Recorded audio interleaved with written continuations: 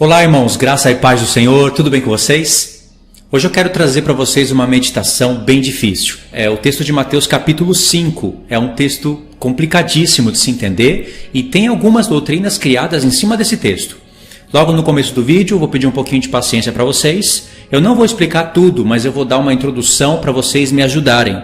As pessoas que me acompanham vão poder me ajudar mais, porque já entende o raciocínio do canal. Pega o milênio e pega o trono branco. Aliás, o milênio e o trono branco também está dentro da interpretação. Se encontra em Mateus capítulo 5, eu vou ler para vocês, vou abrir aspas para mostrar qual é a doutrina que acabou se criando em cima desse texto, por não ter alternativa de explicação, e que é uma doutrina antibíblica. Aí eu fecho aspas e começo a fazer as perguntas para vocês, tá bom? Vamos lá. Tá aqui, ó, Mateus capítulo 5, a partir do verso 21, diz assim: Ouviste o que foi dito aos antigos, não matarás, e quem matar estará sujeito ao julgamento. Eu, porém, vos digo que todo aquele que sem motivo se irá contra o seu irmão estará sujeito ao julgamento. E quem proferir um insulto a seu irmão estará sujeito ao julgamento do tribunal. Olha aqui como tem tribunal entrando no texto. E quem lhe chamar tolo será sujeito ao inferno do fogo. Texto importante. Aqui a palavra inferno, como vocês estão vendo, é a palavra Guiena, que é o mesmo do Sheol. E aí vocês sabem o que significa, né? Lago de fogo. Alguém que insultar o seu irmão estará sujeito ao lago de fogo. Se, pois, ao trazeres ao altar a tua oferta, ali te lembrares de que teu irmão tem alguma coisa contra ti, deixa perante o altar a tua oferta, vai primeiro reconciliar-te com teu irmão, e então, voltando, faze a tua oferta. Entra em acordo sem demora com o teu adversário. O teu adversário, nesse caso aqui, é o seu irmão. Enquanto estás a caminho com ele, um texto-chave, estás a caminho, para que o adversário não te entregue ao juiz, o juiz ao oficial de justiça, e sejas recolhido à prisão. Olha aqui, tem o juiz, eu vou frisar aqui para vocês, tá? Tem o juiz, tem o oficial de justiça e tem a prisão, ok? Aqui que está o ponto difícil. Em verdade te digo que não sairás dali enquanto não pagares o último centavo. Olha só que difícil esse texto. E aí, irmãos, é difícil ou não é? É difícil. Se você prestar atenção, no livro de Mateus tem muitas coisas difíceis de se compreender. Qual é a doutrina que foi criada em cima desse texto? Eu vou mostrar para vocês. Eles dizem que o Senhor Jesus disse que enquanto você está a caminho com seu irmão, é para você se acertar com ele. Porque se você não fizer isso, você não se resolver com ele, está escrito que ele vai te entregar ao juiz, não é? Ele vai orar e vai ter queixa contra você. Ele vai te entregar ao juiz, o juiz vai te entregar ao oficial de justiça, o oficial de justiça vai te pôr na prisão e você não vai sair de lá enquanto você não pagar o último centavo. Claro que está falando de dinheiro, mas em outras parábolas, o dinheiro ele é convertido para as questões espirituais. Isso é parábola, né? Como que se resolve esse texto? Diz que se você... Depende do agravo que você faz ao seu irmão, você está sujeito a um tribunal e ainda pode até ir para o lago de fogo. É isso que o Senhor Jesus está falando. Então, apareceram duas palavras chaves para a gente. Lago de fogo, tribunal. A gente sabe que isso está lá pertinho da entrada para o milênio, não é? E depois do milênio, aparece de novo o lago de fogo e o trono branco. Caso você não saiba, o tribunal de Cristo não serve só para galardoar. Isso é uma interpretação errada. O tribunal de Cristo, que é antes do milênio, serve para também para condenar pessoas também. E também para galardoar os seus santos. 1000 anos depois, tem um trono branco. Se dizem por aí que o trono branco é só para condenar. Porque está escrito, abriu o livro da vida, abriu o livro das obras, e todo aquele que não foi achado escrito no livro da vida foi lançado no lago de fogo. Aí diz que é só para condenação. Não é. O trono branco não é só para condenação, vai ter um julgamento. Por isso que se abrem 2 tipos de livro. O livro da vida, para ver se o nome da pessoa consta ou não escrito. Se não tiver escrito, vai ser lançado no lago de fogo. Se tiver escrito, não vai ser lançado no lago de fogo. E o que vai determinar isso é o livro das obras. Que livro das obras é esse? É um assunto novo no Apocalipse? Não é. Em Malaquias capítulo 4, o Espírito Santo fala que tem registros de obras más e de obras boas. Não está escrito com essas palavras assim, mas diz que tem um memorial escrito considerando as obras dos santos, para lá naquele dia o povo que desprezava a Deus ver a diferença entre quem serve a Deus e quem não serve. E tem outros textos também nos Salmos, em outros lugares, que mostra que tem registros em livros. Por isso mesmo que Apocalipse diz que se abriram-se livros. Se a pessoa não tiver o nome escrito no livro da vida, depois dos 1000 anos, o livro das obras vai provar o porquê.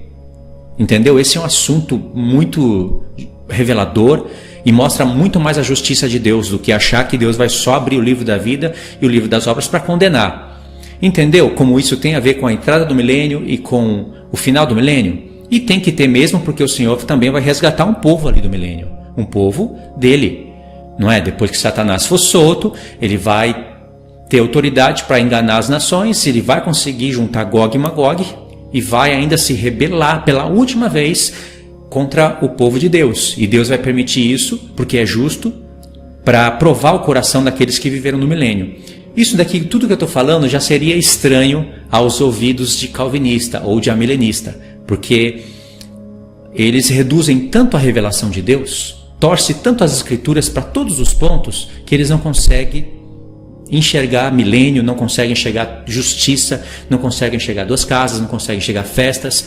É algo que é um vírus que acaba bloqueando mesmo, danificando a sua mente, como um vírus pesado que vem de sites impróprios, sites maus, que vem e infecta o computador. É semelhante a isso, uma doutrina calvinista, por exemplo. Aí o que acontece? Criou-se uma doutrina dentro desse texto. Essa doutrina, parece que quem fundamentou ela foi um chinês chamado Washmani. Qual é a doutrina que esse chinês criou? Como está escrito que pessoas vão ser sujeitas ao lago de fogo, e que elas vão sair dali depois que pagar o seu último centavo, ou seja, elas vão sair. Pegaram esse texto, ligaram ele com um texto de 2 Coríntios capítulo 3, onde em um determinado ponto ali o apóstolo Paulo fala: todavia o tal será salvo como pelo fogo. Ele está falando ali de santuário, de edificação, não é? Aí ele diz que a obra vai ser provada pelo fogo, seja qual for a obra de cada um, aquele dia o revelará, porque vai ser provada pelo fogo. E aí a sua obra for uma obra que for semelhante a palha, fênon ou madeira, vai ser queimada pelo fogo. Agora, se for ouro, pratas ou pedras preciosas, vai permanecer no fogo. E aí você pode perder as suas obras, mas você mesmo pode ser salvo pelo fogo. Eles interpretam, juntando um texto com outro, que a pessoa às vezes não tem a sua vida resolvida com Deus, mas crê no Senhor. Teve um período que lutou contra a carne, mas não perdoou o seu irmão, entrou na morte. E o Senhor não vai jogar a pessoa no lago de fogo por causa disso. Parece ser interessante, né? E eu até creio em partes nisso, como eu vou mostrar para vocês. Só que aí vem a parte dos espinhos. E são grandes espinhos. Dizem que essa pessoa vai ser jogada no lago de fogo, como Jesus falou, vai ser colocada ali na Guiena. Como apareceu ali a Guiena, sei lá como você queira falar, e aí apareceu ali lago de fogo, né? Vai ter que ser posto na prisão, e aí não vai sair de lá enquanto não pagar o seu último centavo, vamos pôr centavo. Mas pagando vai poder sair de lá. Eles dizem que há uma espécie de purificação, um processo de purificação pelo lago de fogo. Então você entra ali, né? Não sei como eles visualizam isso, não sei se a pessoa vai chamuscar no lago de fogo, mas existe isso, viu? E não são poucas pessoas que acreditam assim. E depois essa pessoa vai sair de lá em algum momento, porque pagou ali as suas dívidas. Essa mesma doutrina crê na sola gracia, por exemplo. Eles creem que você é salvo somente pela graça, nada envolvido com a lei. e acredita nisso, ou seja, já é uma contradição por aí.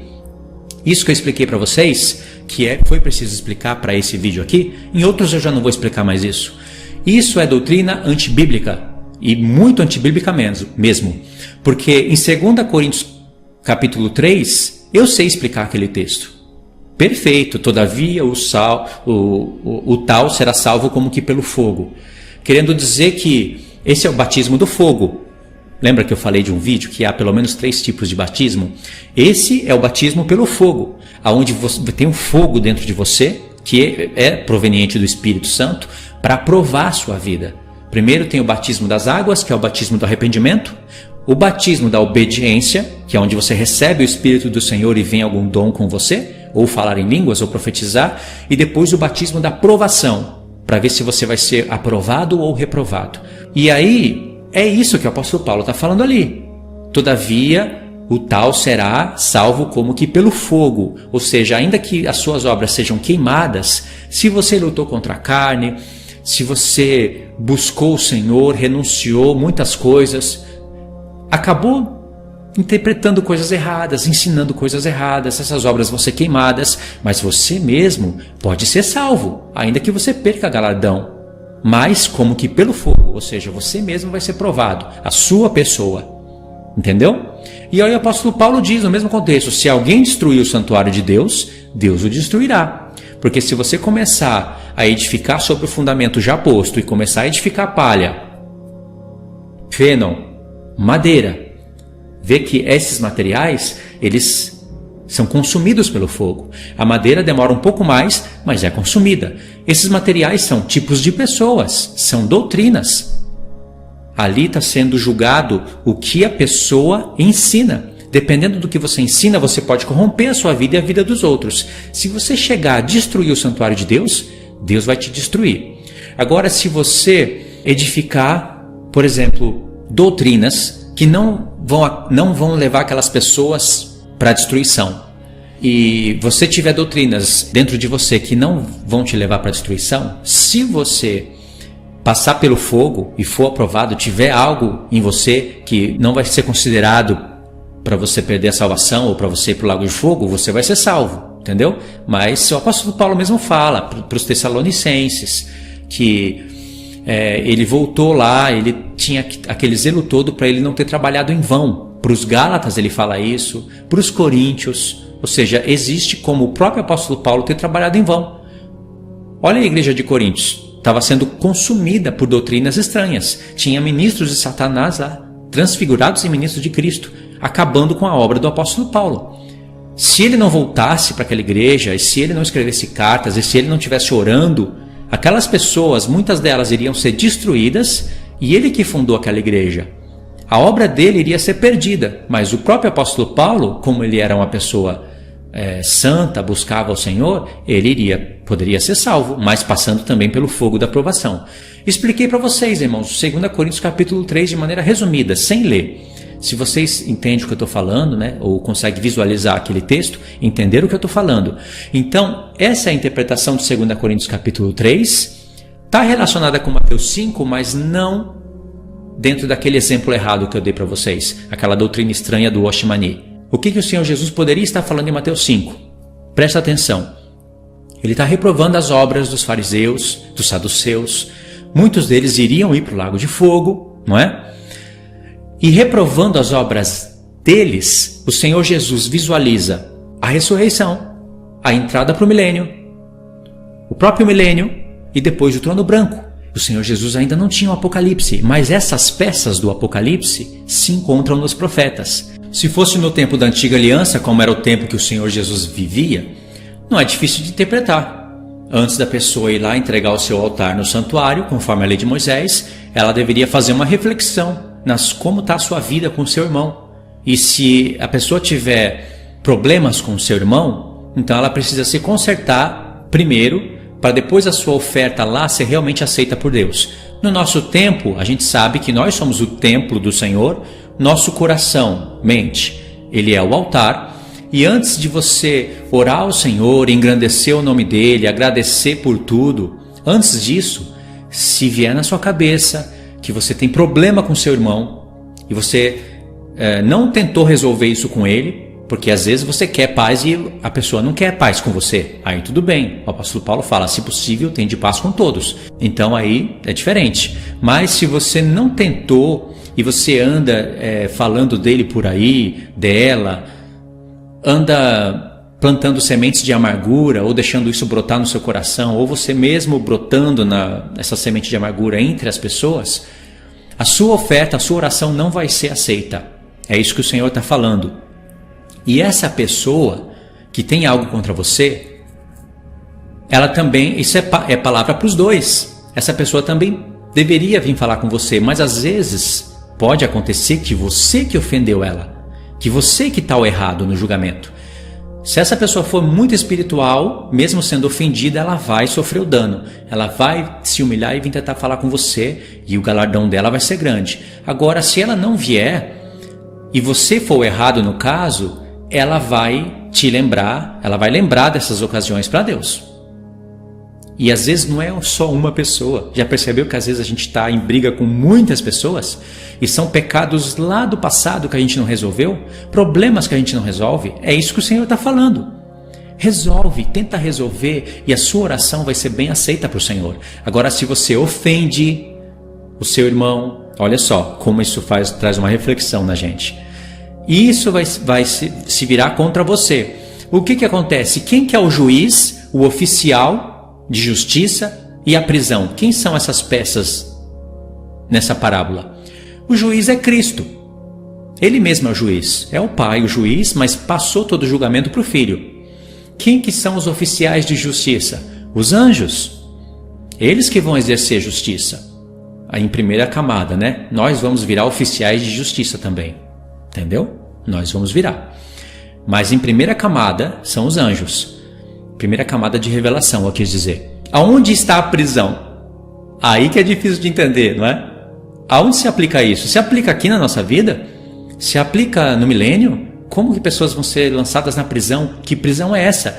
E como que essa pessoa vai pagar ali para depois poder sair? Porque não faz sentido essa parábola se a pessoa pagar o que deve e ir para o lago de fogo. Que sentido tem isso? Nem poderia ser proferida uma parábola dessa. Em verdade vos digo, disse o Senhor, que não sairás dali enquanto não pagares o último ceitil. Pagou a dívida? Liberado. Não é assim até na lei dos homens? Com a lei de Deus também é assim. Presta atenção, irmãos. Lembra daquelas palavras? Tribunal, lago de fogo. O lago de fogo, para você entender isso que o Senhor Jesus está falando, você precisa conhecer outras porções da palavra. O Senhor Jesus, ele visualizou tudo e resumiu para que a gente meditasse nas palavras dele. E para provar o coração dos seus santos. Para provar quem é que vai criar doutrina estranha. Entendeu? Quem é que vai procurar entender, quem é que não vai dar a mínima. Eu ligo para esse texto. Então a gente tem que ter uma interpretação alternativa que diverge daquela interpretação do Oshmani, ou seja, lá de quem for. Ele fundamentou isso e as pessoas acabaram conhecendo através do livro dele, ok? Vamos lá. Quando o Senhor Jesus vier, o que acontece na terra? Nem todos vão ser aprisionados e lançados no lago de fogo. A besta e o falso profeta serão aprisionados e lançados no lago de fogo. Eles que vão inaugurar o lago de fogo. Ninguém está no lago de fogo agora. O que é a besta e o falso profeta? Em poucas palavras: povos, línguas, nações e reis. A besta do mar tem 10 chifres, que são reinos, e ainda ela é semelhante ao leopardo com pés de urso e boca de leão, reinos. E a besta da terra, que se levanta da terra, ou seja, lá para o lado do Oriente Médio, ela tem 2 chifres, que já são 2 reinos. A besta e o falso profeta não são 2 homens. Isso é errado. Por isso que uma multidão de pessoas, línguas, nações, reinos ímpios, marcados pela marca da besta, vão inaugurar o lago de fogo. Vão ser julgados e depois lançados vivos no lago de fogo. Lá em Apocalipse 19, outras pessoas, elas não vão para o lago de fogo. Elas são mortas pela espada que sai da boca daquele que está montado no cavalo, que seria pisar no lagar da ira de Deus. Essas pessoas que foram mortas, elas vão ficar num lugar de tormento, depois de 1000 anos vão ressurgir E ali a gente já sabe que no livro da vida não vai estar escrito o nome delas. Mas elas vão ser julgadas pelo livro das obras e condenadas. E quem é que vai julgar essas pessoas? A igreja, aqueles a quem o Senhor determinar que deve julgar esses casos. Porque a igreja há de julgar o mundo e também os anjos caídos. Assunto que o apóstolo Paulo falou e que ele aprendeu por vários pontos da palavra, principalmente pelo livro de Enoque. Entendeu? Olha o que está acontecendo logo na entrada do milênio. Muitos ímpios são aprisionados e lançados vivos no lago de fogo, julgados antes. Esses não ressuscitam mais. Outros ímpios que têm a marca da besta, mas vão ser mortos, pisados no lagar da ira de Deus. Sangue mesmo, não é nada espiritual, é guerra de sangue. O Senhor vai massacrar essas pessoas. E ainda vai ter um povo santo glorificado que vão entrar pelos muros, entrar pelas casas, entrar pelas janelas, assaltar as casas como um ladrão. O dia do Senhor vem como ladrão. E para pegar essas pessoas que estão escondidas nas casas, nas rochas, nas montanhas e trazer elas até o Senhor. Lembra que o Senhor Jesus falou? Um certo rei, ele saiu para longe e deixou ali os seus deveres com os seus servos. Depois cada um deu, né, o seu talento, o seu trabalho. Depois ele voltou para acertar contas, para pedir o trabalho de volta. E ali ele acertou contas, recompensou a cada um conforme as suas obras. E na sua volta ele ficou sabendo, assim na parábola, claro que o Senhor Jesus já sabe pelos profetas, mas ele ficou sabendo que tem um povo que não quis que ele reinasse sobre esse povo. Aí ele fala: trazei-os aqui e executai na minha presença. A gente pensa que isso é uma coisa inventada pelo Senhor Jesus no Novo Testamento, assim. Pensei numa parábola, eu vou falar assim. Isso está nos profetas, irmãos. Onde que está isso? Em Joel 2. O que você acha que aquele povo glorificado está fazendo? Entrando pelas portas, pelas janelas.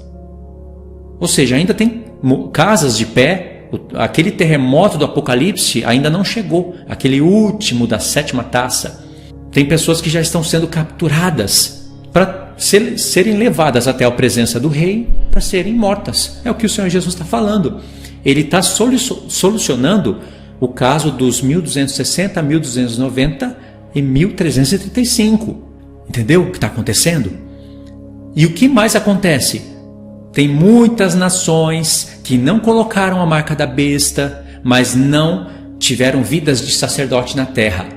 Essas nações vão restar. A igreja vai apresentar elas para Deus. Elas serão povos de Deus. Entrarão no milênio, mas serão servos. Servirão o povo santo, mas serão chamados de povo de Deus. Aonde que tem isso na Bíblia? Irmãos, isso tem, olha, tem mais de 10 textos. Isso tem em Zacarias 14, Ezequiel 36, vai anotando aí, Zacarias 14, Ezequiel 36, tem vários outros pontos do profeta Isaías, Jeremias 3 e tem outros pontos. Olha, tem mais profetas aqui aonde mostra, nos revela que vão restar nações. Nem todos vão pôr a marca da besta. O que a igreja está fazendo no deserto para ser protegida durante 1260 dias? Ela não está lá somente para ser protegida. Muitas nações estarão lá com elas. Para assim restar nações. Não é? Tem que restar um povo para a igreja reinar sobre esse povo. Se todos colocam a marca da besta e Deus mata a todos e resta só a igreja vai reinar sobre quem? E o que a gente faz com todos os textos onde mostra que nações restaram, o maior servirá ao menor, isso só se cumpre no milênio. Ou seja, olha só o tanto de coisa que está acontecendo. Cada peça para um lugar. Nem todos serão glorificados, nem todos serão sacerdotes, nem todos serão esmagados no lagar da ira de Deus, nem todos serão aprisionados e lançados vivos no lago de fogo, nem todos vão restar como nações. Entendeu? Isso é um reino, irmãos. E tudo isso está resumido em Mateus 5. Não é? Porque se o Senhor Jesus fala que tem pessoas que vão passar pelo tribunal, ele está falando da sua vinda. E tem pessoas que vão passar pelo tribunal e vão ser consideradas de serem lançadas no lago de fogo.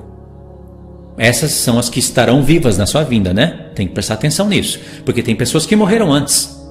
Tem pessoas que morrem todo dia. Como é que fica? Como se resolve esse caso? O que eu estou falando para vocês de Mateus 5, eu sei que é difícil, mas presta atenção, as peças estão ali, trono, lago de fogo, vinda, está tudo ali. O que acontece? Irmãos, o segredo está em você em conhecer o que é o reino sacerdotal, o que é o reino de Cristo. Tem muitas pessoas que acham que vão ressuscitar na primeira ressurreição porque falam de Jesus. Irmãos, Apocalipse 1 e Apocalipse 5, ele fala abertamente quem são aqueles que terão parte na primeira ressurreição. São reis e sacerdotes. Aonde você conquista esse título? Quem conquistou tudo por nós foi Cristo. Porque Ele comprou com seu sangue homens de povos, línguas, nações, e para o nosso Deus os constituiu reino e sacerdote. E reinarão sobre o céu? Não, sobre a terra. Vai reinar sobre a terra sobre quem? Irmãos, o que os sacerdotes faziam na antiga aliança?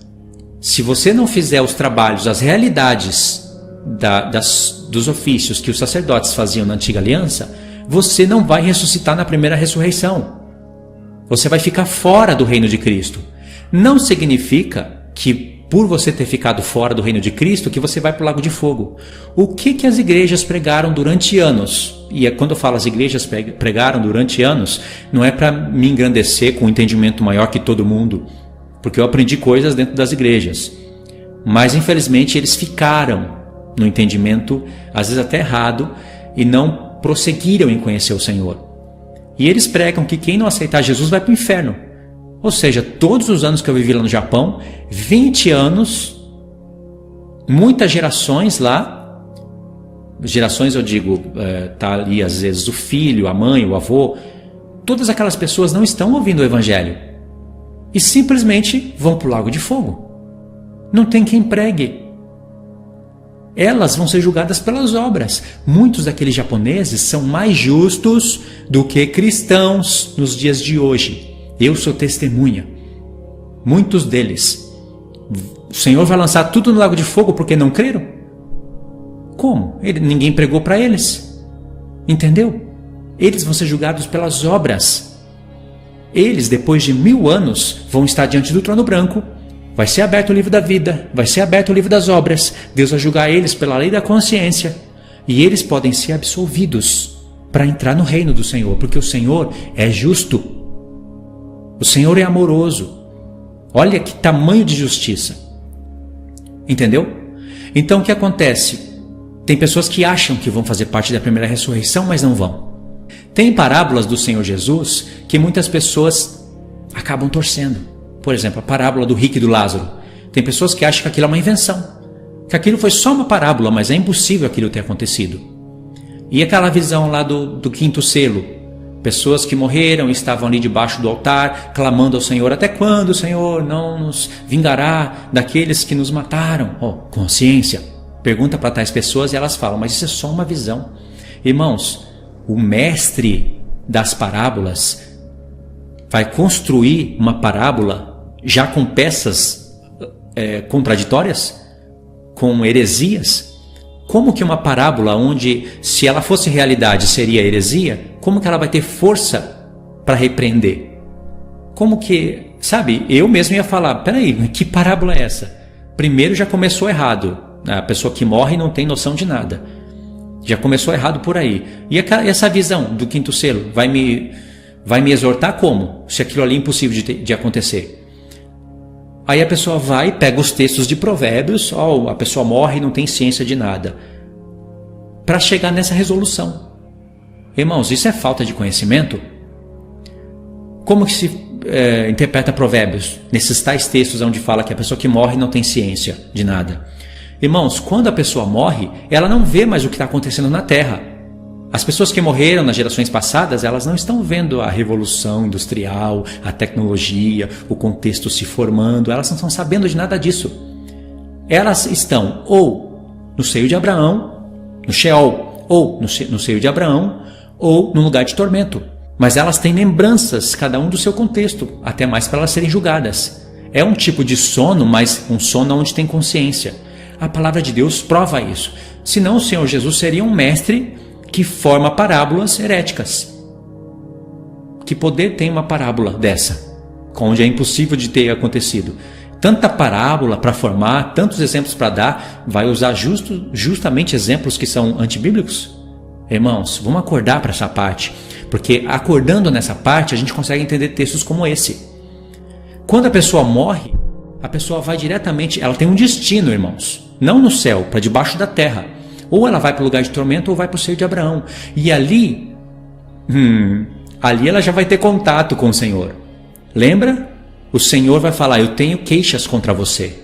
Perdoou fulano? Perdoou ciclano? Largou isso? Largou aquilo? Não.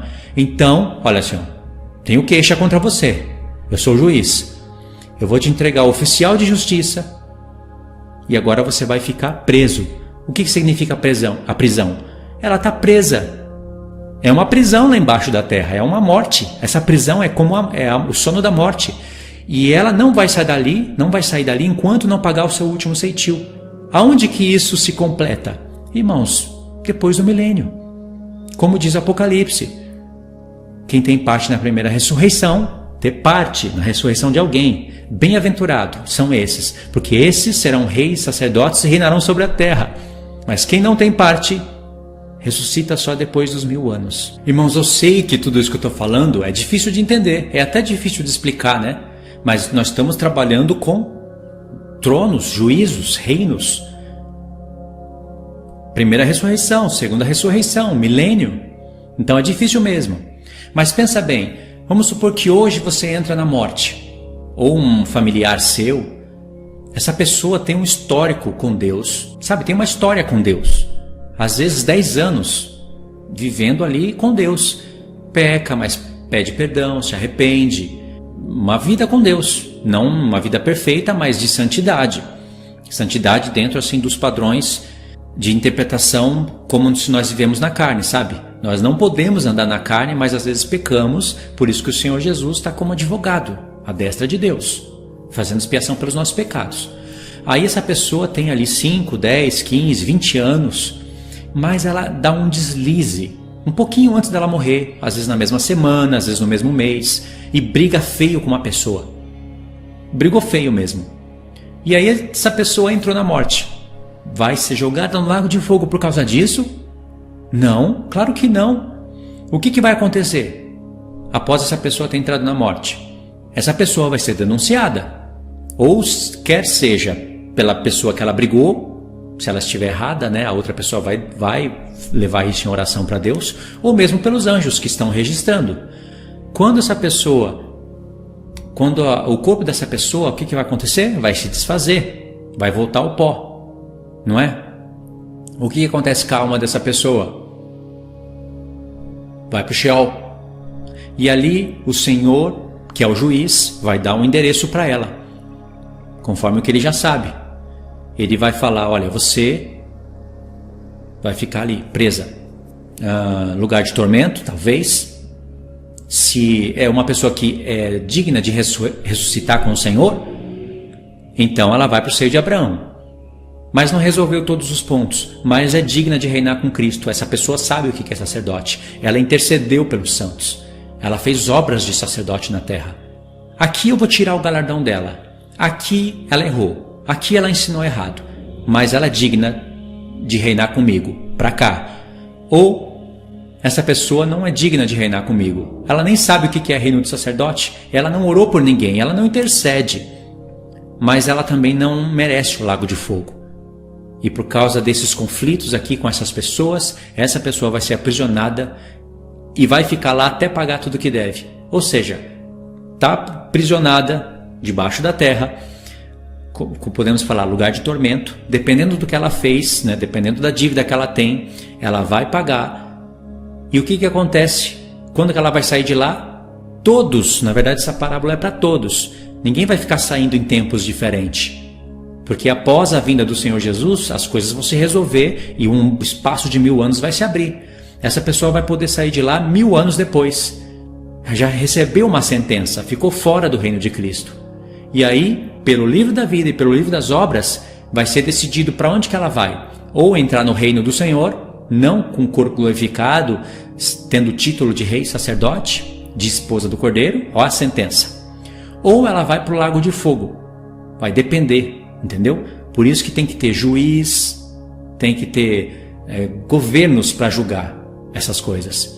Por isso que abrem-se livros. Quem foi que escreveu esses livros que foram abertos?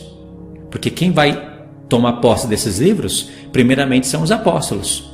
Depois, os santos, para julgar tudo. Mas quem foi que escreveu esses livros? Os anjos, irmãos. Há relatos. Mas eles escreveram mesmo com caneta e está registrado ali as letras. Até onde eu sei, sim. Por quê? Não pode ter isso? Não pode ter um livro de registro espiritual? Da maneira deles, na linguagem deles? Porque eles têm línguas, não é? Os anjos falam. Se fala, tem boca, tem voz. Por que não pode ter essas coisas? Claro que tem. E porque tem, está escrito que tem. Estou falando isso porque pode ter pessoas que querem anular tudo isso, falando que não tem caneta no céu, não tem livro, não tem nada disso. E aí o que a gente faz com os textos? Entendeu, irmãos? É assim que eu estou interpretando Mateus 5. Se o que eu estiver falando estiver errado, eu acredito que não vai estar muito longe do que o Senhor Jesus está falando. Teríamos que buscar uma interpretação alternativa que seja diferente daquela interpretação do Washmani, aquela interpretação de ser jogado no lago de fogo, purificado e depois sair de lá com as dívidas pagas, não é? Então tem essa do Washmani, que ela é já reprovável, é só ter um pouco de conhecimento das questões do reino que você reprova isso. Ou tem essa que eu estou falando, que é muito mais coerente, muito mais justa. E se não for isso que eu estou falando, alguma coisa o Senhor está falando ali. E não são palavras ao vento, não são palavras que não vão acontecer. Ou seja, pessoas vão ser aprisionadas e vão sair dali só depois que pagar o último ceitil.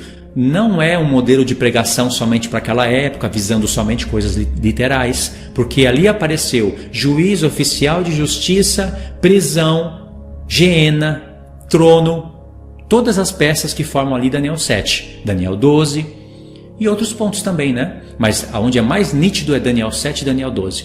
Por isso que eu acredito que os 1260, 1290, 1335, esses números de revelação, estão ali dentro desse jogo de parábolas, né? De Mateus 5. E Mateus 5 é uma das peças que devem ser usada para se explicar essas revelações. Compreendeu, irmão? Então faz o seguinte. Caso você não compreendeu ou vai pensar sobre o assunto, seja como for, vou deixar para vocês no comentário fixo 3 estudos. Um é o do milênio, que eu gravei, explicando esses pontos. Fácil de entender. Entendeu? Deixa aí o like então. Verifica a inscrição no canal, compartilha o vídeo e a gente vai estudando isso. Nos próximos vídeos vai ficar menor, porque eu já não vou ficar tendo que falar de como surgiu a doutrina, etc e tal. E já vou poder resumir, já vou estar mais treinado no assunto, então fica mais redondinho, né? Mais resumido. Tá bom, irmãos? Deus abençoe. Fiquem todos na paz do Senhor.